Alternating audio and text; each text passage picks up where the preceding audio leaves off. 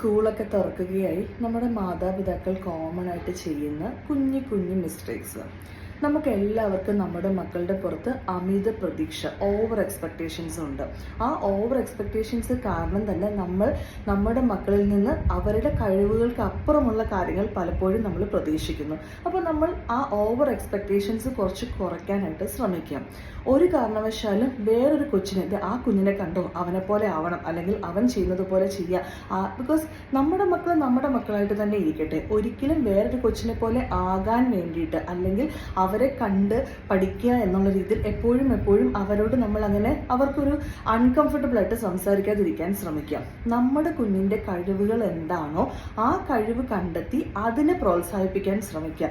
ആ കൊച്ചു വയലിന് പോകുന്നു, അതുകൊണ്ട് നീയും വയലിന് പോകും, അല്ലെങ്കിൽ അവനെ കണ്ടോ അവൻ നന്നായിട്ട് പഠിക്കുന്നു. നമ്മുടെ കൊച്ചിന്റെ ആ ഒരു പഠിക്കാനുള്ള കപ്പാസിറ്റി ചിലപ്പോൾ അത്രയും ഉണ്ടായെന്ന് വരത്തുമില്ല. And other thing is never try to compare your child with someone else.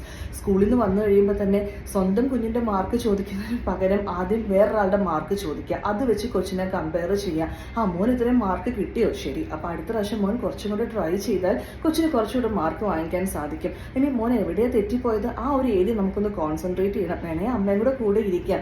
ആ ഒരു വാക്കും കണ്ടോ, അവന്റെ ഇത്രയും മാർക്ക് നിനക്ക് വാങ്ങിക്കാൻ പറ്റില്ല, നിനക്ക് ഇവിടെ എന്തിന്റെ കുറവാണ്, നീ പറയുന്നതൊക്കെ ഞാൻ ചെയ്തു തരുന്നില്ലേ.